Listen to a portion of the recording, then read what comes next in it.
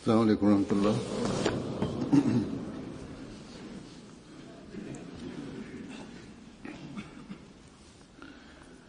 अशहदु अल्ला इलाहा इल्लल्लाह वहदहु ला शरीका लहु व अशहदु अन्ना मुहम्मदन अब्दुहु व रसूलुहु।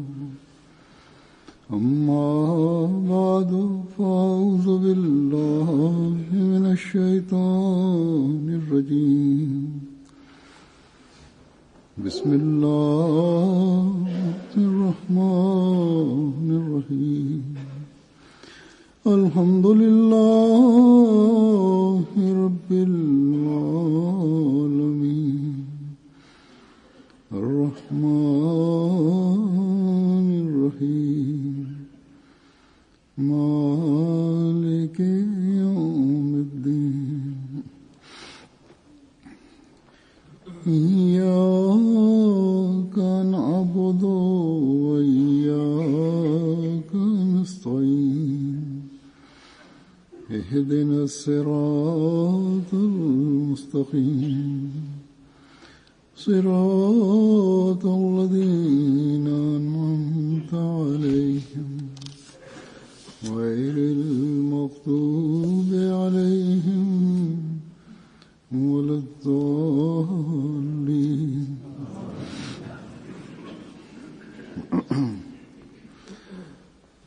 हज़रत मुस्लिह मऊद रज़ियल्लाहु ताला अन्हु हिकिड़े मौक़े ते दुआ जी अहमियत बयानु फ़रमाए रहिया हुआ त कहिड़ी तरह दुआ सां वॾा कम सरअंजाम ॾेई सघजनि था।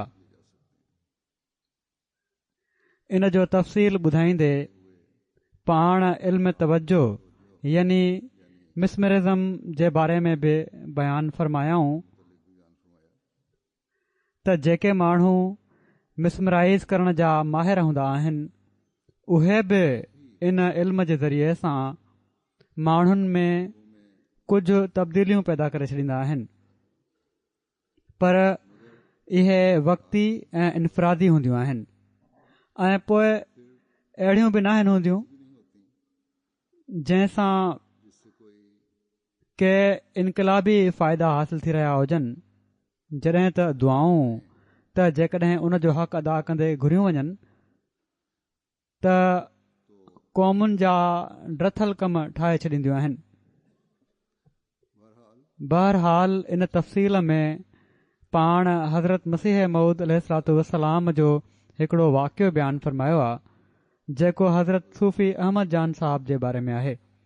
हज़रत सूफ़ी अहमद जान साहिब जे बारे में मां 3 जुमा पहिरियां बि बयानु कयो हुयो त कहिड़ी तरह उन्हनि हिकिड़े पीर साहिब सां गॾु रही मुजाहिदो कयो हो ऐं पर बाद में पोइ हज़रत मसीह मऊद अलैहिस्सलातु वस्सलाम सां बि उन्हनि खे अक़ीदत पैदा थी वई हुई ऐं दावा खां पहिरियां ई उन्हनि हज़रत मसीह मऊद अलैहिस्सलातु वस्सलाम जे मक़ाम खे सुञाणे वरितो हुयो।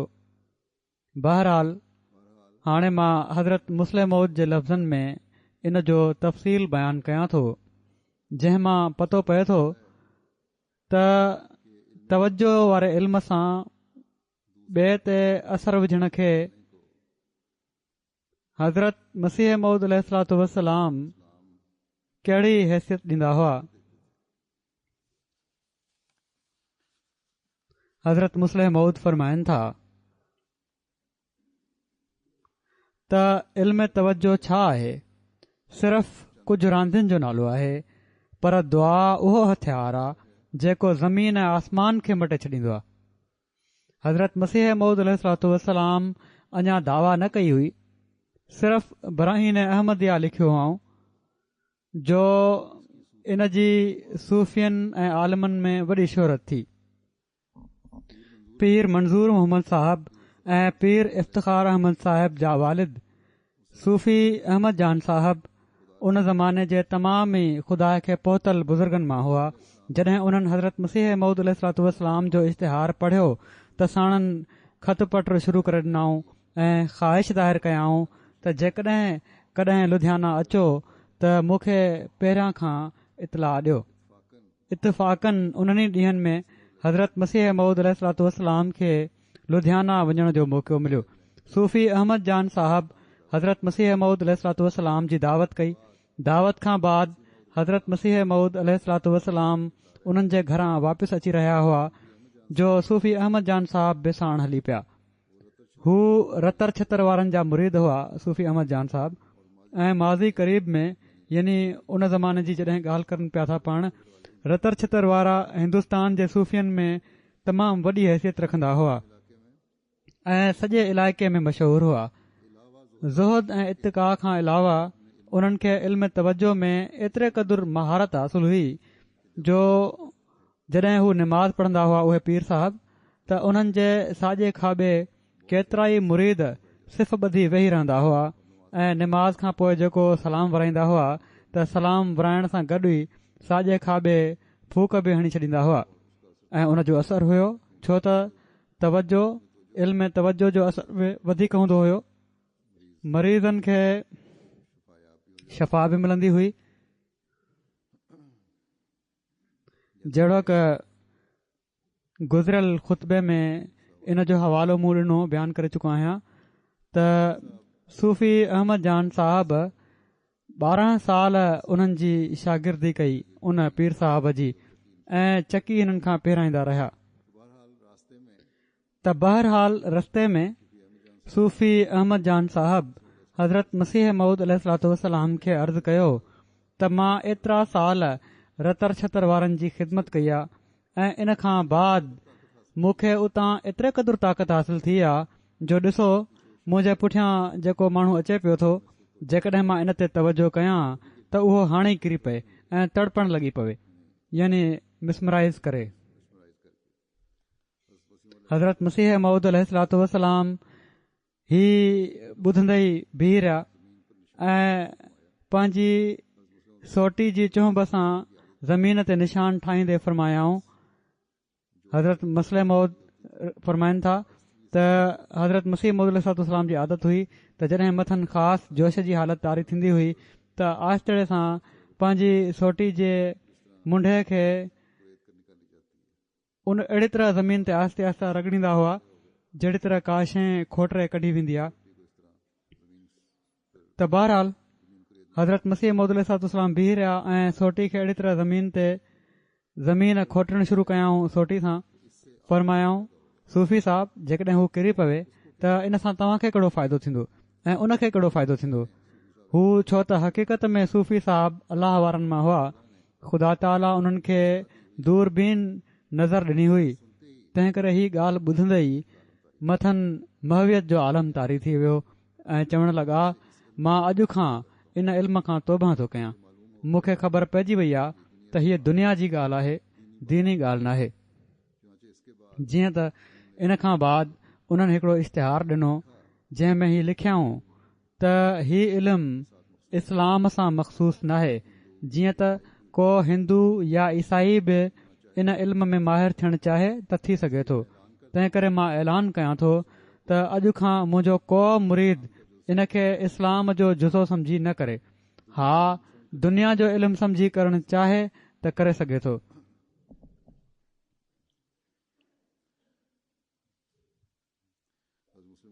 हज़रत मुस्लिम मऊद फरमाइनि था त हीउ जेको मूं चयो त ख़ुदा ताला उन्हनि खे दूरबीन नज़र ॾिनी हुई सूफ़ी साहब खे, इन जो असां वटि हिकिड़ो हैरत अंगेज़ सबूत आहे ऐं उहो ही त हज़रत मसीह मऊद अलैहिस्सलाम अञा बराहीन अहमदिया लिखी हुई जो हू समझी विया त हीउ शख़्स मसीह मऊद बणजण वारो आहे। हालांकि उन वक़्तु अञा हज़रत मसीह मऊद अलैहिस्सलाम ते बि इंकशाफ न थियो हुयो त पाण का दावा करण वारा आहिनि। जीअं त उन्हनि ॾींहनि में उन्हनि हज़रत मसीह मऊद अलैहिस्सलाम खे हिकिड़े ख़त में ही शेर लिखियो। पहिरियां बि मां ॻाल्हि करे चुकियो आहियां शेर जी त हम मरीज़ों की है तुम्ही पे निगाह, तुम मसीहा बनो खुदा के लिए।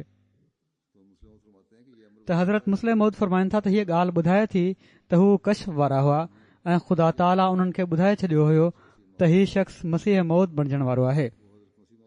हू हज़रत मसीह मौद अलैहिस्सलाम जी दावा खां पहिरियां फ़ौत थी विया, पर हू पंहिंजी औलाद खे वसियत करे विया त हज़रत मिर्ज़ा साहब दावा कंदा ऐं उन्हनि खे मञण में देर न कजो। ऐं हिननि जे बारे में तारुफ़ मज़ीद हीअ बि आहे त हज़रत मुस्लिम मौद लिखियो आहे त हज़रत ख़लीफ़ुल मसीह अव्वल जी शादी बि हिननि वटि थी हुई।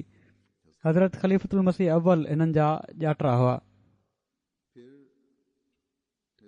पोइ मिसमरिज़म जे बारे में हिकिड़ो वाक़ियो जेको हज़रत मसीह मौद अलैहिस्सलाम जी मजलिस में थियो। हज़रत मुस्लिम मौद बयानु फ़रमायो त कहिड़ी तरह अल्लाह ताला पंहिंजे फ़रिश्तादे ते मिसमरिज़म करण वारे खे न सिर्फ़ नाकाम ऐं नामराद कयो बल्कि निशान ॾेखारियो। हज़रत मुस्लिम मौद फ़रमाइनि था त मिसमरिज़म वारनि जी कुवत इरादी ईमान जी कुवत इरादी जे मुक़ाबले में कहिड़ी हैसियत रखे थी। मिसमरिज़म जी कुवत इरादी ईमान जी कुवत इरादी जे मुक़ाबले में बीह नथी सघे। ख़ुदा ताला जी ॾिनल कुवत इरादी ऐं इंसान जी कुवत इरादी में ज़मीन ऐं आसमान जो फ़र्क़ु हूंदो आहे। ही जंहिं मस्जिद में मस्जिद अक्सा या मस्जिद मुबारक में पाण ई ख़ुतबो ॾेई रहिया हुआ, पाण फ़रमायाऊं त हिन ई मस्जिद में हेठीं छित ते हज़रत मसीह मौद ग़ालिबन मस्जिद मुबारक ई हूंदी। हज़रत मसीह मौद अलैहिस्सलाम मजलिस में वेहंदा हुआ। हिकु दफ़े पाण मजलिस में वेठा हुआ जो हिकिड़ो हिंदू जेको लाहौर जी कंहिं ऑफिस में अकाउंटेंट हुयो, बल्कि मस्जिद मुबारक जी ॻाल्हि आहे, ऐं मिसमरिज़म जो वॾो माहिर हो। हू कंहिं ॼञ सां कादियान इन इरादे सां आयो त मां मिर्ज़ा साहब ते मिसमरिज़म कंदुसि ऐं हू मजलिस में वेठा नचण लॻी पवंदा नऊज़ बिल्ला, ऐं माण्हुनि जे साम्हूं उन्हनि जी बेइज़ती थींदी। हीउ वाक़ियो उन हिंदू ख़ुदि हिकिड़े अहमदी दोस्त खे ॿुधायो हुयो। उहो अहिड़े तरह जो हज़रत मसीह मौद अलैहिस्सलाम लाहौर जे उन अहमदी जे हथ पंहिंजो हिकिड़ो किताब रवानो फ़रमायो ऐं चयाऊं त हीउ किताब फलाणे हिंदू खे ॾेई छॾिजो। उन अहमदी दोस्त उन खे किताब पहुचायो ऐं उन खां पुछियईं त हज़रत साहब तव्हां खे पंहिंजो किताब छो मोकिलियो आहे ऐं तव्हांजो उन्हनि सां कहिड़ो तालुक़ु आहे। इन ते उन हिंदू पंहिंजो वाक़ियो ॿुधायो त मूंखे मिसमरिज़म जे इल्म में एॾी महारत आहे जो जेकॾहिं मां टांगे में वेही कंहिं शख़्स ते तवजो विझां त उहो शख़्स जंहिं ते मूं तवजो विधी हूंदी उहो बि टांगे जे पुठियां भॼंदो ईंदो। हालांकि न हू मुंहिंजो वाक़िफ़ हूंदो ऐं न मां उन खे सुञाणींदो हूंदुसि। त चवणु लॻो त मां आर्यन ऐं हिंदुनि खां मिर्ज़ा साहब जूं ॻाल्हियूं ॿुधियूं हुयूं त हिननि आर्या मत जे ख़िलाफ़ केतिरा ई किताब लिखिया आहिनि। मूं इरादो कयो त मिर्ज़ा साहब ते मिसमरिज़म जे ज़रिए असरु विझंदुसि ऐं जॾहिं हू मजलिस में वेठा हूंदा त उन्हनि ते तवजो विझी उन्हनि जे मुरीदनि जे साम्हूं उन्हनि जी बेइज़ती कंदुसि। जीअं त मां हिकिड़ी शादी जे मौक़े ते कादियान वयुसि, मजलिस लॻल हुई ऐं मां दर में वेही मिर्ज़ा साहब ते तवजो विझणु शुरू कई। हू कुझु वाइज़ ऐं नसीहत जूं ॻाल्हियूं करे रहिया हुआ। हज़रत मसीह मौद अलैहिस्सलाम चए थो त मूं तवजो विधी त उन्हनि ते को बि असरु न थियो। मूं सम्झो हिननि जी कुवत इरादी थोरी मज़बूत आहे, तंहिं करे मां पहिरियां खां वधीक तवजो विझणु शुरू करे ॾिनमि, पर पोइ बि उन्हनि ते को असरु न थियो ऐं हू ओड़ी तरह ई ॻाल्हियुनि में मशगूल रहिया। मां सम्झो त हिननि जी कुवत इरादी अञा बि मज़बूत आहे, तंहिं करे मां जेको कुझु मुंहिंजे इल्म में हुयो उन खां कमु वरितो ऐं पंहिंजी समूरी कुवत लॻाए छॾी। पर जॾहिं मां समूरी कुवत लॻाए वेठुसि त मूं ॾिठो त हिकिड़ो शींहुं मुंहिंजे साम्हूं वेठो आहे ऐं मूं ते हमिलो करणु चाहे थो। हीअ बि हिकिड़े हंधि बयानु कयईं त हर भेरे शींहुं नज़र पियो अचे, पर आख़िरी भेरे उहो शींहुं हमले जे लाइ तयारु नज़र आयो। त बहरहाल त चवणु लॻो त मां डिॼी शींहं खे ॾिसी मां डिॼी पंहिंजी जुती खणी उतां वठी भॻुसि। जॾहिं मां दर ते पहुतुसि त मिर्ज़ा साहब पंहिंजे मुरीदनि खे चयो, ॾिसजो हीउ कहिड़ो माण्हू आहे जीअं त हिकिड़ो माण्हू मुंहिंजे पुठियां ॾाकणियुनि खां हेठि लही लथो ऐं उन मस्जिद जे लॻ वारे चौक में मूंखे अची वरितो। मुंहिंजूं छो त उन वक़्तु सफ़ा वायूं बताल हुयूं, इन लाइ मां उन पकड़ण वारे खे चयो त हिन वक़्तु मूंखे छॾे ॾे, मां पंहिंजे होशनि में न आहियां।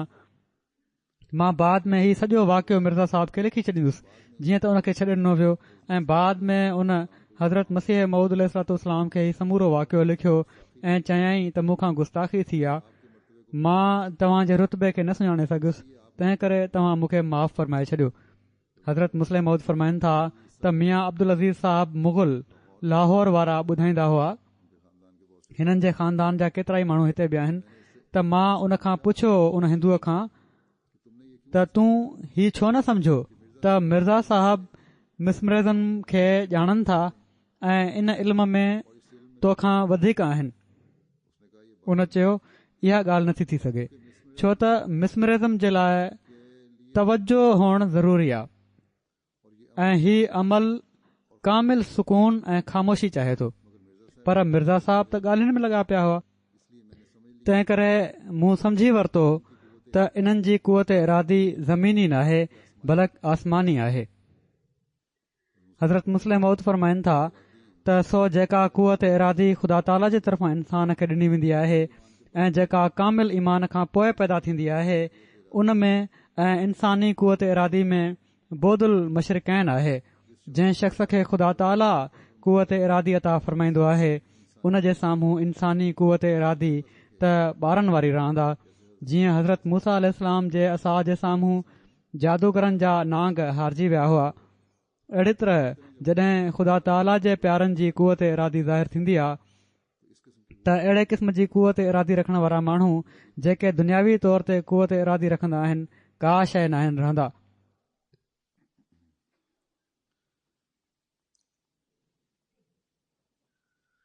वरी हिकिड़े मौक़े ते हीअ ॻाल्हि बयानु फ़रमाईंदे त क़ौमी तरक़ी जे लाइ छा कुझु ज़रूरी आहे ऐं हज़रत मसीह मऊद अलैहिस्सलाम जी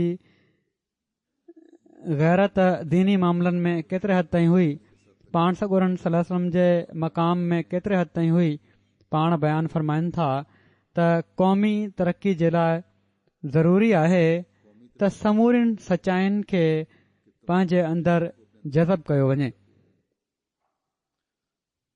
तमामु ज़रूरी शइ आहे त सचायूं पंहिंजे अंदरि जज़ब कयूं वञनि। ही न त मसइलनि जे बारे में बि, अक़ीदनि जे बारे में बि, ही न त सिर्फ़ वफ़ात मसीह खे मञियो वञे ऐं चयो वञे त बसि असांजे लाइ एतिरो ई काफ़ी आहे, बल्कि वफ़ात मसीह जे मसइले खे साम्हूं रखी उन ते गौर कयो वञे त वफ़ात मसीह खे मञणु छो ज़रूरी आहे।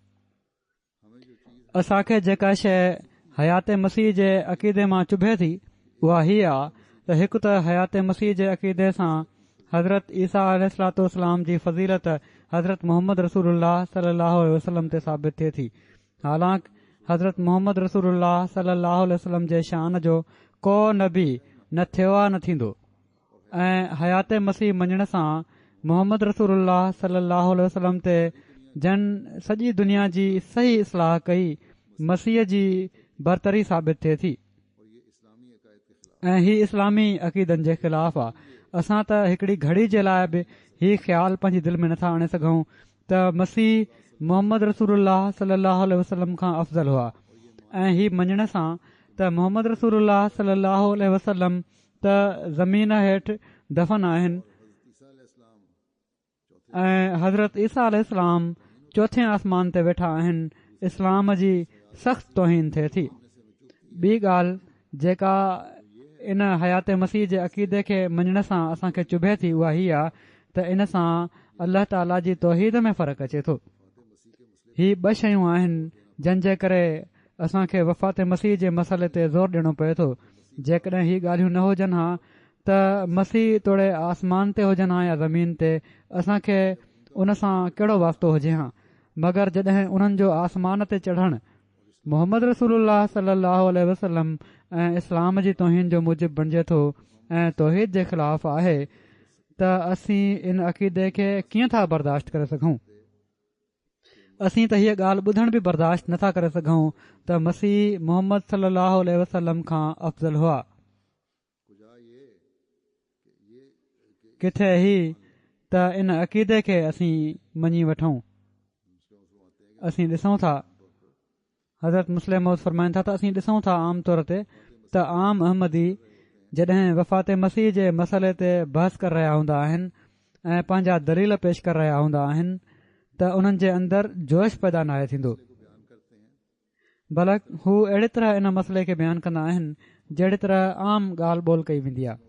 मगर असां हज़रत मसीह मऊद अलैहिस्सलाम खे ॾिठो आहे त जॾहिं पाण वफ़ात मसीह जो मसइलो छेड़ींदा हुआ त उन वक़्तु पाण जोश विचां कंबी रहिया हूंदा हुआ ऐं संदन आवाज़ में एॾो जलाल हूंदो हुयो जो ईअं लॻंदो हुयो त पाण हयात मसीह जे अक़ीदे खे चिथे रहिया आहिनि। संदन हालत ओॾी महिल बिल्कुलु मुतग़ैर थी वेंदी हुई ऐं पाण तमामु जोश सां हीअ ॻाल्हि पेश कंदा हुआ त दुनिया जी तरक़ी जे रस्ते में हिकिड़ो तमामु वॾो पत्थर पियो हुयो जंहिंखे मां खणी परे उछले रहियो आहियां। दुनिया ऊंदाही जी खॾ में किरी रही हुई मगर मां इन खे नूर जे मैदान ॾांहुं वठी वञी रहियो आहियां। पाण जेॾी महिल ही तकरीर करे रहिया हूंदा हुआ संदन आवाज़ में हिकिड़ो ख़ासि जोश नज़र ईंदो हुयो ऐं ईअं लॻंदो हुयो त हज़रत मोहम्मद रसूलुल्लाह सल्लल्लाहु अलैहि वसल्लम जे तख़्त ते मसीह वेही विया आहिनि जंहिं उन्हनि जी इज़त ऐं आबरू खसे वरिती आहे ऐं पाण उन खां मोहम्मद रसूलुल्लाह सल्लल्लाहु अलैहि वसल्लम जो तख़्त वापसि वठणु चाहिनि था। सो हीअ हुई गैरत हज़रत मसीह मऊद अलैहिस्सलाम जी। पर हैरत आहे अॼुकल्ह जे आलिमनि ते बि त पाण सॻोरन सल्लल्लाहु अलैहि वसल्लम जे लाइ एॾी गैरत ऐं जोश रखण वारे जे बारे में हीउ चयो पियो थो वञे त नौज़ बिल्ला पाण पंहिंजो पाण खे पाण सॻोरन सल्लल्लाहु अलैहि वसल्लम खां ऊचो दर्जो ॾिनो अथनि या अहमदियत खे ऊचो दर्जो समझनि था। वरी हिकिड़ो वाक़ियो ही आहे जॾहिं अल्लाह ताला कंहिंखे मक़ाम ते कंहिं आला मक़ाम ते खड़ो कंदो आहे त उन जी माण्हुनि जे बारे में हीउ वाक़ियो न आहे बल्कि हज़रत मसीह मऊद अलैहिस्सलाम जो बयानु आहे त कहिड़ी तरह रहनुमाई कंदो आहे ऐं कहिड़ी तरह माण्हुनि जे बारे में उन्हनि माण्हुनि जो अंदर बि उन्हनि ते ज़ाहिर करे छॾींदो आहे। इन बारे में हज़रत मुस्लिम मऊद फरमाइनि था त जॾहिं इंसान अहिड़े मक़ाम ते बीठो हुजे अल्लाह ताला जे तरफ़ां यानी बुलंद मक़ाम ते जंहिंखे अल्लाह ताला ख़ुदि खड़ो कयो हुजे त पोइ अल्लाह ताला जे तरफ़ां पाण मुरादो रहनुमाई थींदी वेंदी आहे ऐं उनखे अहिड़ी ॻुझी हिदायत मिलंदी आहे जंहिंखे इल्हाम बि नथा चई सघूं ऐं जंहिंजे बारे में असीं हीअ बि नथा चई सघूं त उहो इल्हाम खां जुदा मामिलो आहे। इल्हाम त असीं इन लाइ नथा चई सघूं जो उहो लफ़्ज़ी इल्हाम नाहे हूंदो ऐं इल्हाम न हुअणु असीं इन लाइ नथा चई सघूं जो उहो अमली इल्हाम हूंदो आहे ऐं इंसानी क़ल्ब ते अल्लाह ताला जो नूर नाज़िल थी ॿुधाए छॾींदो आहे त मामिलो हीअं आहे। हालांकि लफ़्ज़नि में हीअ ॻाल्हि नाहे ॿुधाई वेंदी। फरमाइनि था त कॾहिं कॾहिं जॾहिं इन खां बि वाज़े रंग में अल्लाह ताला जी तरफ़ां का ॻाल्हि ॿुधाई वेंदी आहे त उनखे कशफ चई छॾिबो आहे। कशफ बि थी वेंदो आहे जॾहिं वाज़े तौर ते थी वञे। जीअं हज़रत मसीह मऊद अलैहिस्सलाम फरमाईंदा हुआ त केतिरा ई माण्हू जॾहिं मुंहिंजे साम्हूं ईंदा आहिनि त उन्हनि जे अंदरां मूंखे अहिड़ा शुआ निकिरंदे मालूम थींदा आहिनि जिन मां मूंखे पतो लॻी पवंदो आहे त उन्हनि जे अंदरि हीअ ऐब आहे या हीअ ख़ूबी आहे पर हीअ इजाज़त नाहे हूंदी त उन्हनि खे इन ऐब जे बारे में ॿुधायो वञे। अल्लाह ताला जी इहा ई सुनत आहे त जेसि ताईं इंसान पंहिंजी फितरत खे पाण ज़ाहिर नथो करे छॾे हू उनखे मुजरिम करार नाहे ॾींदो। तंहिं करे इन सुनत हेठि नबी ऐं उन्हनि जा ज़िल उन्हनि जो बि इहो ई तरीक़ो आहे त हू उन वक़्त ताईं कंहिं शख़्स जे अंदर जे ऐब जी कंहिंसां ॻाल्हि नाहिनि कंदा जेसि ताईं हू पंहिंजे ऐब खे पाण न ज़ाहिर करे छॾे।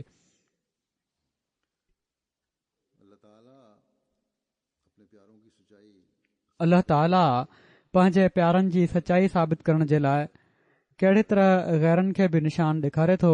इन बारे में हिकिड़ो वाक़ियो जेको हिकिड़े गैर अहमदी सां थियो बयानु फ़रमाईंदे हज़रत मुस्लिम मऊद फ़रमाइनि था त हीउ ख़्यालु त कंहिं इंसान जे जिस्म मां अहिड़ा शुआ कहिड़ी तरह निकिरी सघनि था जेके ॿियनि खे बि नज़र अची वञनि, सिर्फ़ इन जे करे पैदा थींदो आहे त माण्हू इन निशान खे ज़ाहिरी समझी वठंदा आहिनि।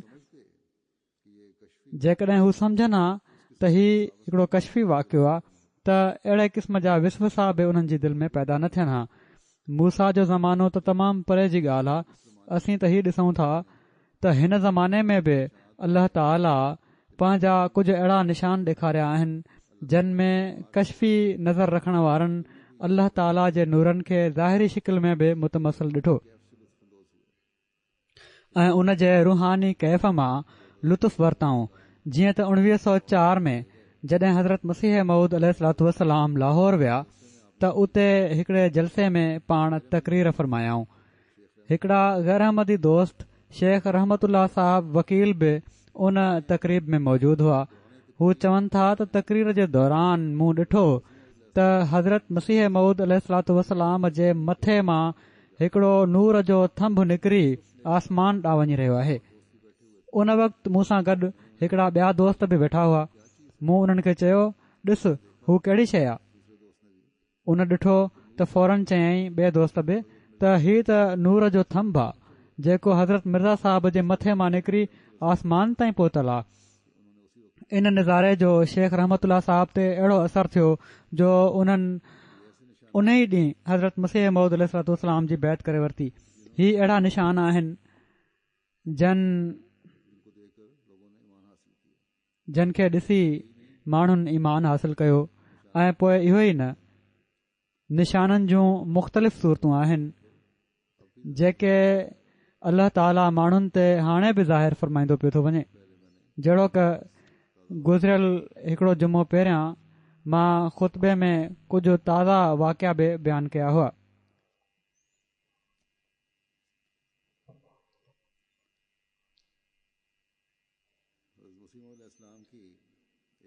हज़रत मसीह मऊद अलैहिस्सलातु वस्सलाम जी हिकिड़ी मजलिस जो वाक़ियो बयानु फ़रमाईंदे हज़रत मुस्लिम मऊद फ़रमाइनि था त मूंखे यादि आहे त हिकिड़े दोस्त हज़रत मसीह मऊद अलैहिस्सलातु वस्सलाम जी ख़िदमत में लिखियो त मुंहिंजी भेण वटि जिन था अचनि। हीउ वॾो आम तौर ते असांजे वटि बि ऐं अरबन में बि वॾो तसवुरु आहे त जिन चिंबड़ी पवंदा आहिनि ऐं जिननि खे कढण जे लाइ पोइ जंहिं वीचारे खे जिन चिंबड़ियल हूंदा आहिनि उन्हनि ते वॾो ज़ुल्म कयो वेंदो आहे। किन माण्हुनि खे त जिन कढण जे लाइ उन शख़्स खे जंहिंखे जिन चिंबड़ियल हुजे सफ़ा उफट मारे छॾींदा आहिनि। पर बहरहाल कंहिं अर्ज़ु कयो हज़रत मसीह मऊद अलैहिस्सलातु वस्सलाम वटि त मुंहिंजी भेण वटि जिन था अचनि ऐं उहे जिन अहिड़ा आहिनि, उहे चवनि था असां तव्हां ते यानी हज़रत मसीह मऊद अलैहिस्सलातु वस्सलाम ते ईमान आणण जे लाइ तयारु आहियूं। हज़रत मसीह मऊद अलैहिस्सलातु वस्सलाम उन्हनि खे ख़त लिखियो त तव्हां उन्हनि जिननि खे हीउ पैगाम पहुचाए छॾियो त हिकिड़ी औरत खे छो था तंग कयो। जेकॾहिं तंग करणो ई अथव त मौलवी मोहम्मद हुसैन बटालवी या मौलवी सनाउल्ला साहब खे वञी तंग कयो। हिकिड़ी ग़रीब औरत खे तंग करण मां कहिड़ो फ़ाइदो। हज़रत मुस्लिम मऊद फ़रमाइनि था त अहिड़ा जिन न आहिनि हूंदा जिन खे आम माण्हू मञनि था। बेशक केतिरा ई अहिड़ा माण्हू बि हूंदा जेके पंहिंजी अंग्रेज़ी तालीम हेठि पहिरियां ई इन ॻाल्हि जा क़ाइल हुजनि त जिन न आहिनि हूंदा। पर मोमिन जे साम्हूं असुल सुवाल ही नाहे हूंदो त उनजो अकुल छा थो चवे, बल्कि असुल सुवाल ही हूंदो आहे त क़ुर शरीफ़ छा थो चवे। मोमिन खे अहिड़ी तरह सोचणु घुर्जे। जेकॾहिं क़ुर चवे थो त जिन हूंदा आहिनि जहिड़ी तरह जो जिन्हनि जो तसवुरु आम माण्हुनि पैदा कयो आहे त आमन्ना वसदकना, ऐं जेकॾहिं क़ुर मां साबित थिए त इंसाननि खां अलावा जिन का मख़लूक न आहे त पोइ असांखे हीअ ॻाल्हि मञणी पवे थी। बहरहाल असां मोमिन क़ुर जी ॻाल्हि खे मञणो आहे हर सूरत में।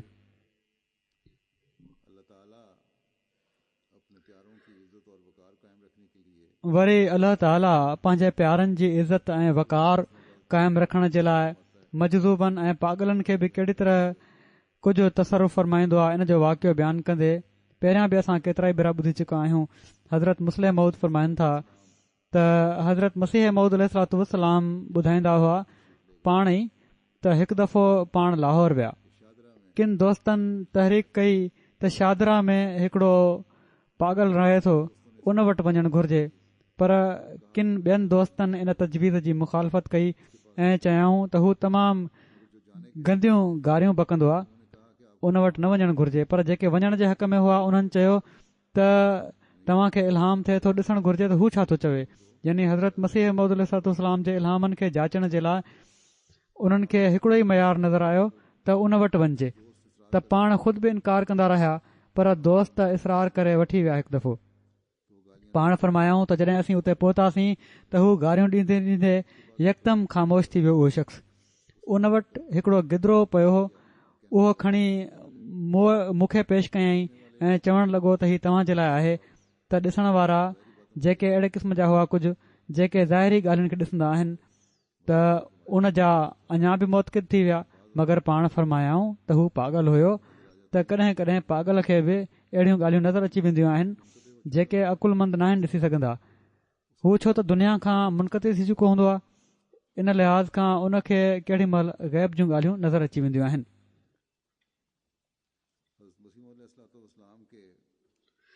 हज़रत मसीह मऊद अलैहिस्सलाम जे निशाननि ऐं मौजज़नि जे हवाले सां हज़रत मुस्लिम मऊद बयानु फ़रमायो आहे। उन्हनि मां कुझु हवाला पेश कयां थो। हिकिड़ो मशहूरु वाक़ियो आहे छिते कुते जे चक पातल मरीज़ जे सिहतमंद थियण जो। इन खे हज़रत मुस्लिम मऊद हिन तरह बयानु फ़रमायो आहे त रसूल करीम सल्लल्लाहु अलैहि वसल्लम जे वक़्त जा समूरा वाक़िया छो त महफ़ूज़ कोन्हनि, तंहिं करे अहिड़े क़िस्म जा वधीक मिसाल हाणे नथा मिली सघनि। न त मां सम्झां थो त 100,000 मिसाल संदन ज़िंदगी में मिली सघंदा हूंदा, मगर हज़रत मसीह मऊद अलैहिस्सलाम जे ज़माने में जॾहिं त दहरियत जो तमामु घणो ज़ोर आहे ऐं इन खे टोड़ण जे लाइ आसमानी निशाननि जी हद खां वधीक ज़रूरत आहे। ख़ुदा ताला केतिरा ई निशान अहिड़े क़िस्म जा ॾेखारिया आहिनि जिन ते असीं सम्झी सघूं था त रसूल करीम सल्लल्लाहु अलैहि वसल्लम जा निशान ओड़ा थी सघनि था। मिसाल जे तौर ते मां हिकिड़े माण्हू अब्दुल करीम नाले जो वाक़ियो पेश कयां थो। हू कादियान में स्कूल में पढ़ंदा हुआ। उन्हनि खे ओचितो छिते कुते चकु पातो। इन ते उन्हनि खे इलाज जे लाइ कसोली मोकिलियो वियो ऐं इलाज उन्हनि जो बज़ाहिर कामयाबु रहियो, पर वापसि अचण जे कुझु ॾींहंनि खां पोइ उन्हनि खे बीमारी जो दौरो पइजी वियो, जंहिं ते कसोली तार मोकिली वई त को इलाज ॿुधायो वञे, मगर जवाबु आयो त nothing can be done for Abdul Karim, यानी अफ़सोस आहे त अब्दुल करीम जो को इलाज नथो थी सघे। हज़रत मसीह मऊद अलैहिस्सलाम खे उन्हनि जी बीमारी जो इतलाह ॾिनो वियो, छो त सिलसिले जी शुरूआत हुई, अञा जमायत अहमदिया जी शुरूआत हुई, शुरू थियो हुयो नओं सिलसिलो, ऐं ही दोस्त तमामु परे खां हैदराबाद दक्कन जे इलाइक़े जे हिकिड़े ॻोठ खां तालीम जे लाइ आयो हुयो। हज़रत मसीह मऊद अलैहिस्सलाम खे ॾाढी हमदर्दी पैदा थी ऐं पाण उन्हनि जी शिफ़ा जे लाइ ख़ासि तौर ते दुआ फ़रमायाऊं ऐं फ़रमायाऊं त एतिरे क़दुरु परे खां ही आयो आहे, दिलि नथी घुरे त अहिड़ी तरह हिननि जो मौत थिए। हिकिड़े हंधि पाण हीउ बि फ़रमायो हुआऊं त हिन जी माउ वॾे शौक़ सां ऐं जज़्बे सां हिन खे दीनी तालीम हासिल करण जे लाइ मोकिलियो आहे एॾे ॾुराहे इलाइक़े मां। इन लाइ बि मुंहिंजे अंदरि हिकिड़ो दर्द पैदा थियो त इन जे लाइ दुआ कयां। बहरहाल इन दुआ जो ही नतीजो निकितो जो अल्लाह ताला इन खे दौरो पवण खां पोइ बि शिफ़ा ॾेई छॾी। हालांकि जॾहिं खां इंसान पैदा थियो आहे अहिड़े क़िस्म जे मरीज़ खे कॾहिं बि शिफ़ा नाहे मिली। उन वक़्त जी मेडिकल हिस्ट्री इहा ई चए पई।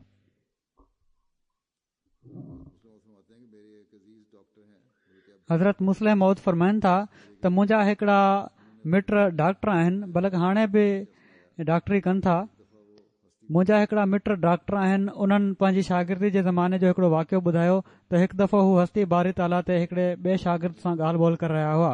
ॻाल्हि ॿोल जे दौरान उन्हनि हीउ वाक़ियो शाहिदी तौरु पेश कयो त ख़ुदा ताला आहे ऐं अहिड़ी तरह दुआऊं ॿुधे थो ऐं अहिड़ी तरह हिकिड़ो इलाज थी वियो। उन शागिर्द चयो, यानी ॿियो जेको हुयो, जेको अल्लाह ताला जी हस्ती जो क़ाइल न हुयो, उन चयो त अहिड़ा मरीज़ बची सघनि था, हीअ का अहिड़ी अजीब ॻाल्हि कान्हे। हू चवनि था त इतफ़ाक़न उन ई ॾींहुं कॉलेज में प्रोफेसर जो लेक्चर सग गज़ीदा जी हालत ते हुयो, यानी जंहिंखे कुते चकु पातो हुजे उन जी हालत ते हुयो, छिते कुते। जॾहिं प्रोफेसर लेक्चर जे लाइ उथी बीठो ऐं उन इन ॻाल्हि ते ज़ोर ॾियणु शुरू कयो त हिन मर्द जो इलाज दौरो पवण खां पहिरियां करणु घुर्जे ऐं तमामु जल्द इन तरफ़ तवजो करणु घुर्जे। हू चवनि था त मां इन ॻाल्हि खे वाज़े करण जे लाइ चयो, जनाब के माण्हू चवनि था त दौरो पवण खां बाद बि मरीज़ ठीकु थी सघे थो। इन ते प्रोफेसर ॻाल्हा ॾेई चयो त हीउ कॾहिं बि नथो थी सघे, जेको हीउ चवे थो उहो बेवकूफ़ आहे। मक़सदु हज़रत मुस्लिम मौद फरमाइनि था त मक़सदु त हीअ हिकिड़ी अहिड़ी बीमारी हुई जंहिंजो को इलाज न पियो थी सघे ऐं न कॾहिं थियो आहे, मगर हज़रत मसीह मौद अलैहिस्सलाम जी दुआ सां अलाह ताला मियां अब्दुल करीम खे शिफ़ा ॾिनी ऐं हू ख़ुदा जे फज़ल सां अञा ताईं जीअरा आहिनि उन वक़्तु जॾहिं हीउ बयानु फरमाए रहिया हुआ पाण। सो साबित थियो त इन तबई कानून ते हिकिड़ी हस्ती हाकिम आहे जंहिं जे हथ में शिफ़ा जी ताक़त आहे। पोइ पाण हिकिड़ो वाक़ियो बयानु फरमाइनि था त हज़रत मसीह मौद अलैहिस्सलाम वटि हिकिड़ो दफ़ो अमरीका मां 2 मर्द ऐं हिकिड़ी औरत आई। हिकिड़े मर्द हज़रत मसीह मौद अलैहिस्सलाम सां संदन दावा जे बारे में ॻाल्हि ॿोल कई। ॻाल्हि ॿोल जे दौरान हज़रत मसीह नासरी अलैहिस्सलाम जी ॻाल्हि अची वई। उन शख़्स चयो त हू त ख़ुदा हुआ। हज़रत मसीह मौद अलैहिस्सलाम फरमायो, उन्हनि जे ख़ुदा हुअण जो तो वटि कहिड़ो सबूत आहे? उन चयो त उन्हनि मौजज़ा ॾेखारिया आहिनि। पाण फरमायाऊं त मौजज़ा त असां बि ॾेखारींदा आहियूं। उन चयो मूंखे को मौजज़ो ॾेखारियो। पाण फरमायाऊं तूं पाण मुंहिंजो मौजज़ो आहीं, यानी उहो जंहिं सुवाल कयो हुयो अमरीकन। फरमायाऊं उनखे त तूं मुंहिंजो मौजज़ो आहीं। हीउ ॿुधी हू हैरान थी वियो ऐं चवणु लॻो त मां कहिड़ी तरह मौजज़ो आहियां। पाण फरमायाऊं त कादियान हिकिड़ो तमामु नंढड़ो ऐं गैर मारूफ़ ॻोठु हुयो। मामूली खां मामूली खाधे जूं शयूं बि हितां न मिली सघंदियूं हुयूं, एसि ताईं जो हिकिड़े रुपए जो अटो बि न मिली पियो सघे ऐं जेकॾहिं कंहिंखे ज़रूरत पवंदी हुई त हू कणिक खणी पीआरींदो हुयो। उन वक़्तु मूंखे ख़ुदा ताला ख़बर ॾिनी हुई त मां तुंहिंजे नाले खे दुनिया में बुलंद कंदुसि ऐं तूं सॼी दुनिया में मशहूर थी वेंदे। चइनी पासनि खां माण्हू तो वटि ईंदा ऐं उन्हनि जे सुख ऐं आराम जा सामान बि हिते ई अची वेंदा। या तूं न मिन कुल फजिन अमीक ऐं हर क़िस्म ऐं हर मुल्क जा माण्हू तो वटि ईंदा। या तीक मिन कुल फजिन अमीक ऐं एतिरे क़दुरु ईंदा जो जन रस्तनि तां ईंदा उहे अमीक थी वेंदा, ऊन्हा थी वेंदा। हाणे ॾिसी वठो रस्ता केॾा न अमीक थी विया आहिनि। बटाला खां कादियान ताईं जेका सड़क अचे थी, इन ते गुज़िरियल साल ई गवर्नमेंट 2000 रुपयनि जी मिटी विझराई आहे। त हज़रत मसीह मौद अलैहिस्सलाम उन खे फरमायो त तूं मूं वटि अमरीका मां आयो आहीं, तुंहिंजो मूं सां कहिड़ो तालुक़ु हुयो? जेसि ताईं मूं दावा न कई हुई मूंखे केरु पियो सुञाणे, पर अॼु तूं एॾो परे खां मूं वटि हली आयो आहीं, इहो ई मुंहिंजी सदाकत जो निशान आहे। मूंखे चङी तरह यादि आहे, हज़रत मुस्लिम मौद फरमाइनि था त मूंखे चङी तरह यादि आहे त जेॾी महिल हीअ ॻाल्हि ॿोल थी रही हुई ऐं उन शख़्स चयो हुयो त तव्हां मूंखे को पंहिंजो मौजो ॾेखारियो, त सभई माण्हू हैरान हुआ त हज़रत मसीह मौद अलैहिस्सलाम इन जो कहिड़ो जवाबु ॾींदा। सभिनी इहो ई सोचियो त पाण का अहिड़ी तक़रीर कंदा जंहिं में मौजनि जे बारे में ॿुधाईंदा, कहिड़ी तरह ज़ाहिर थींदा आहिनि। पर जीअं ई उन पंहिंजी ॻाल्हि खे ख़तमु कयो ऐं खेनि अंग्रेज़ी मां उर्दू तर्जुमो करे ॿुधाई वई त पाण फौरन इहो ई जवाबु ॾिनऊं। हीअ हिकिड़ी नंढड़ी ॻाल्हि हुई। हज़रत मुस्लिम मौद फरमाइनि था हीअ हिकिड़ी नंढड़ी ॻाल्हि हुई, पर हर हिकु इंसान जो अकुल उन ताईं नथो पहुची सघे। हाणे बि हर हिकु उहो इंसान जेको अकुल खां कमु न वठंदो चवंदो त हीउ कहिड़ो मौजो आहे, पर जंहिंजूं अखियूं खुलियल ऐं अकुल ऐं सम्झ रखनि था उहे सम्झनि था त तमामु वॾो मौजो आहे ऐं हक़ खे क़बूल करण वारे जे लाइ इहो ई काफ़ी आहे। हज़रत मसीह मौद अलैहिस्सलाम लिखियो आहे त मुंहिंजी सदाकत में लखे निशान ॾेखारिया विया, पर मां त चवां थो त एॾा निशान ॾेखारिया विया आहिनि जेके ॻणे बि नथा सघजनि। मगर पोइ बि केतिरा ई नादान अहिड़ा आहिनि जेके चवनि था त एतिरा त मिर्ज़ा साहब जा इल्हाम बि कोन्हनि, पोइ निशान कहिड़ी तरह एतिरे क़दुरु थी विया। पर अकुल ऐं सम्झ रखण वारा इंसान चङी तरह ॼाणनि था त लखे निशान त हिकिड़े इल्हाम मां बि ज़ाहिर थी सघनि था। हिकिड़ो किसो मशहूरु आहे त को शख़्स हुयो, उन पंहिंजे भाइटनि खे चयो त सुभाणे मां तव्हांखे हिकिड़ो अहिड़ो लॾूं खाराईंदुसि जेको केतिरनि ई हज़ारे लखे माण्हुनि ठाहियो हूंदो। ॿिए ॾींहुं जॾहिं हू खाधो खाइण वेठा त उन्हनि लॾूं खाइण जी उमेद ते कुझु न खाधो ऐं चाचे खे चयाऊं त उहो लॾूं ॾियो। उन हिकिड़ो मामूली लॾूं कढी उन्हनि जे साम्हूं रखे छॾियो ऐं चयईं त हीअ आहे उहो लॾूं जंहिंजो मूं तव्हां सां वाइदो कयो हुयो। उनखे ॾिसी हू ॾाढो हैरान थिया त हीउ कहिड़ी तरह केतिरनि ई लखनि माण्हुनि जो ठाहियलु आहे। चाचे चयो त तव्हां कागज़ ऐं पेन खणी लिखणु शुरू करे ॾियो त मां तव्हांखे ॿुधायां थो त हक़ीक़त में लॾूं खे केतिरनि ई लखे माण्हुनि ठाहियो आहे। ॾिसो, हिकिड़े मिठाई वारे उनखे ठाहियो ऐं उनखे ठाहिण में जेके शयूं इस्तेमालु थियूं उन्हनि खे मिठाई वारे केतिरनि ई माण्हुनि खां ख़रीद कयो। पोइ उन्हनि मां हर हिकु शइ खे हज़ारे माण्हुनि ठाहियो। मिसाल जे तौर ते मुस्ती खे ई ॾिसो, उन जी तयारी ते केतिरनि माण्हुनि जी महिनत ख़र्च थी। के उनखे मलण वारा आहिनि, के रस कढण वारा, के ॿनी मां आणण वारा, के हर काइण वारा, पाणी ॾियण वारा। पोइ हर में जेको लोह ऐं काठी ख़र्च थी आहे उनखे ठाहिण वारा। अहिड़ी तरह सभिनी जो हिसाब लॻायो त केॾा न माण्हू बणजनि था। पोइ मुस्ती खां सवाइ उन में अटो आहे, उनखे तयारु करण वारनि जो अंदाज़ो लॻायो त छा अहिड़ी तरह एतिरो अंग नथो बणिजी वञे। भाइटियुनि हीउ ॿुधी चयो त ठीकु आहे, त हीअ ॻाल्हि उन्हनि ॿारनि जी सम्झ में त न आई, पर उहो शख़्स छो त अकुलमंद हो, इन लाइ हू ॾिसी रहियो हुयो त हिकिड़े लॾूं जे तयारु थियण में लखे माण्हुनि जी महिनत ख़र्च थिए थी। त हीअ त उन दुनियावी रंग में नसीहत कई हुई, मगर जेके रूहानी बुज़ुर्ग हूंदा आहिनि उन्हनि बि ईअं ई कयो आहे। पोइ मिर्ज़ा मज़हर जाने जाना जो वाक़ियो बयानु कयऊं पाण त उन्हनि बटाला जे हिकिड़े शख़्स ग़ुलाम नबी खे 2 लॾूं ॾिना। उन वात में विधा ऐं खाई वियो। थोरी देरि खां पोइ उन खां पुछियो त तूं इन्हनि लॾुनि खे छा कयो? उन चयो खाई वरितमि। हीअ ॿुधी उन्हनि तमामु तजुब वारे लहजे में पुछियो, तव्हां खाई वरितई? उन चयो जी हा, खाई वरितमि। अहिड़ी तरह हू बार बार उन्हनि खां पुछंदो रहियो ऐं तजुब कंदो रहियो, तूं एतिरो जल्दी खाई वरिता? उन सोचियो त हिननि खे ॾिसणु घुर्जे त हीअ कहिड़ी तरह था खाइनि। हिकिड़े ॾींहुं को शख़्स हिननि वटि लॾूं खणी आयो। उन्हनि मां पाण हिकिड़ो लॾूं खणी रुमाल ते रखे वरितऊं ऐं उन मां हिकिड़ो भोर भञी पंहिंजो पाण सां पाण तकरीर शुरू करे ॾिनऊं त मां हिकिड़ी नाचीज़ हस्ती, मुंहिंजे लाइ ख़ुदा ताला हीअ एॾी वॾी नेमत मोकिली आहे, इन में कहिड़ियूं कहिड़ियूं न शयूं पयूं आहिनि। पोइ उन्हनि खे केतिरनि माण्हुनि ठाहियो हूंदो, छा मूं नाचीज़ जे लाइ ख़ुदा ताला हीअ नेमत मोकिली आहे? अहिड़ी तरह तकरीर कंदा रहिया ऐं हेॾां पंहिंजी आज़दी ऐं इनकसारी बयानु कंदा रहिया ऐं अहिड़ी तरह ख़ुदा ताला जो हमद ऐं तारीफ़ कंदा रहिया। अहिड़ी तरह बेपारी खां कंदे कंदे अञा पहिरियों ई दाणो जेको वात में विधो हुआऊं उहो ई खाधो हुआऊं जो ट्रेपरी जी अज़ान थी वई ऐं उनखे छॾे वुज़ू करण जे लाइ उथी खड़ा थिया। हीअ कहिड़ी ॻाल्हि हुई? हज़रत मुस्लिम मौद फरमाइनि था, हीअ कहिड़ी ॻाल्हि हुई? इहा ई त इन लॾूं में उन्हनि खे ख़ुदा ताला जा हज़ारे निशान नज़र अचनि पिया। ईअं खाइण वारो त 4, 5, 10, 20 लॾूं बि तकड़ में खाई सघे थो, पर मज़हर जाने जाना जे लाइ हिकिड़ो ई लॾूं एॾो ॾुखियो थी वियो जो उनखे खाइण सां उन्हनि जी चेल पई भॼे। अल्लाह ताला जे अहसाननि खे यादि करे त अकुल ई हिकिड़ी नंढड़ी शइ खे वॾो बणाईंदो आहे ऐं नादानी नज़र अचण वारी वॾी शइ खे बि नंढो ज़ाहिर करे छॾींदी आहे। अहिड़ी तरह अकुल हिकिड़ी वॾी नज़र अचण वारी शइ खे नंढो ॾेखारे छॾींदो आहे ऐं नादानी हिकिड़ी मामूली शइ खे वॾो ॾेखारे छॾींदी आहे। त अकुलमंद इंसान नंढियुनि नंढियुनि ॻाल्हियुनि में बि ख़ुदा जा वॾा वॾा निशान ॾिसी वठंदो आहे ऐं नादान वॾियुनि वॾियुनि अहम ॻाल्हियुनि में बि कुझु न आहे ॾिसंदो। हज़रत मसीह मौद अलैहिस्सलाम फरमाईंदा हुआ त मुंहिंजी सदाकत जा ख़ुदा ताला लखे निशान ॾेखारिया आहिनि।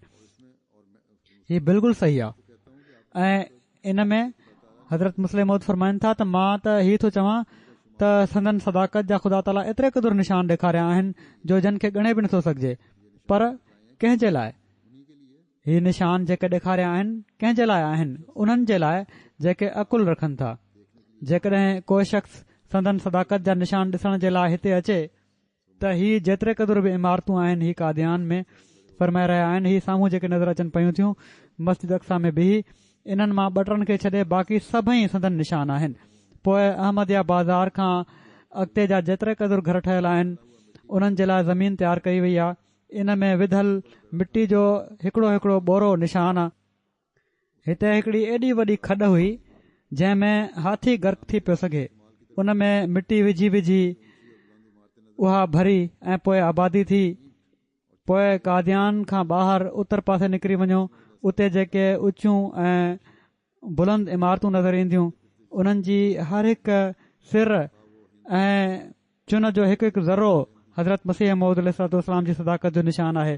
पोइ कादियान में घुमंदड़ फिरंदड़ जेतिरे क़दुरु इंसान नज़र अचनि था तोड़े उहे हिंदू हुजनि या सिख या गैर अहमदी आहिनि या अहमदी, समूराई संदनी सदाकत जो निशान आहिनि। अहमदी त इन लाइ जो हू हज़रत मसीह मौद अलैहिस्सलाम जी सदाकत खे ॾिसी पंहिंजा घर ॿार छॾे हितां जा थी विया, ऐं गैर अहमदी ऐं ॿियनि मज़हबनि वारा इन लाइ जो उन्हनि जो रहण जो तरीक़ो, लिबास वग़ैरह हज़रत मसीह मौद अलैहिस्सलाम जी दावा खां पहिरियां उहे न हुआ जेके हाणे आहिनि। उन्हनि जी पग, उन्हनि जो कुर्तो, उन्हनि जो पाजामो, उन्हनि जूं इमारतूं, उन्हनि जो माल ऐं उन्हनि जी दौलत उहा न हुई जेका हाणे आहे।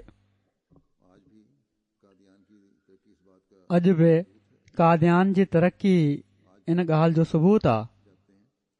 अॼु बि माण्हू कादियान वेंदा आहिनि त इन लाइ वेंदा आहिनि जो उहा हज़रत मसीह मौद अलैहिस्सलाम जी वस्ती आहे। इन लाइ न वेंदा त हिकिड़ो शहर आहे ऐं आम शहरनि वांगुरु इन जी आबादी वधी रही आहे ऐं तरक़ी करे रहियो आहे या पखिड़िजी रहियो आहे शहर। उतां जा माण्हू कारोबारी अॼु बि इन उमेद ते वेठा हूंदा आहिनि त हिते जलसो थींदो जेको हज़रत मसीह मौद अलैहिस्सलाम जो जारी कयल आहे, त असांजा कारोबार बि चिमकंदा, त हीअ तरक़ियूं माली लिहाज़ खां बि गैरनि जूं बि अॼु हज़रत मसीह मौद अलैहिस्सलाम जे करे थी रहियूं आहिनि हिन शहर में। बहरहाल हज़रत मसीह मौद अलैहिस्सलाम जे दावा करण ते माण्हू वटनि आया ऐं उन्हनि माण्हुनि बि फ़ाइदो वरितो ऐं ला यशका जलीसो हुम जे करे उन्हनि खे बि नेमत मिली वई। त ही सभु संदन सदाकत जा निशान आहिनि। हज़रत मुस्लिम मौद फरमाइनि था त परे वञण जी ज़रूरत न आहे। हिन ई मस्जिद जिथे पाण ही ख़ुतबो ॾेई रहिया हुआ, हिन जी हीअ इमारत आहे, हीअ काठी, हीअ थंभ, हीअ सभु निशान आहिनि, छो त हीअ पहिरियां न हुआ। जॾहिं हज़रत मसीह मौद अलैहिस्सलाम दावा कई त पोइ ठाहिया आहिनि। सो लखे निशान त हिते ई मिली सघनि था। पोइ सालियाने जलसे ते एतिरे क़दुरु माण्हू अचनि था जो उन्हनि मां हर हिकु अचण वारो हिकिड़ो निशान हूंदो आहे जेके ख़ुदा ताला हर साल ज़ाहिर करे थो ऐं जेसि ताईं अलाह ताला चाहे कंदो रहंदो।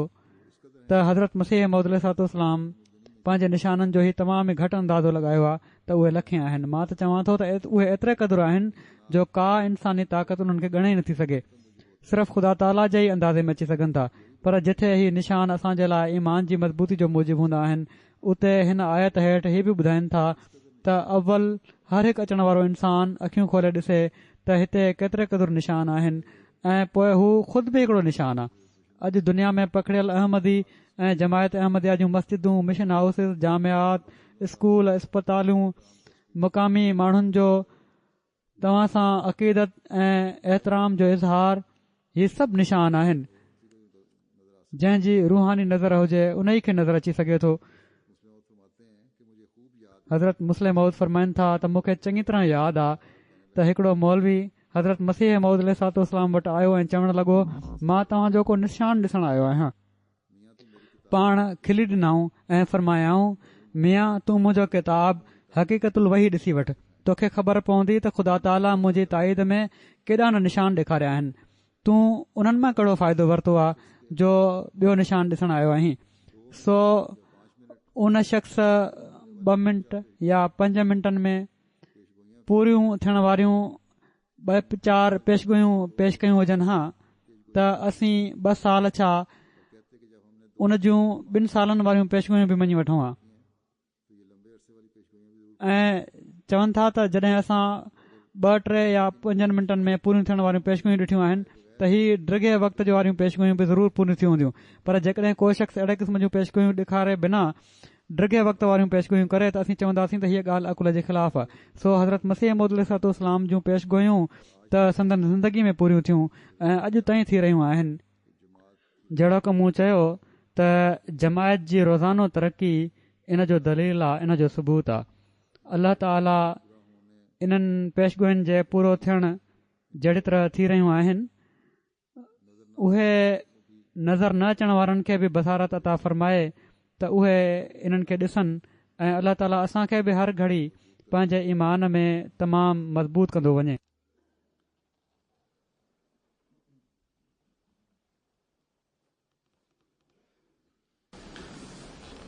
अल्हम्दुलिल्लाह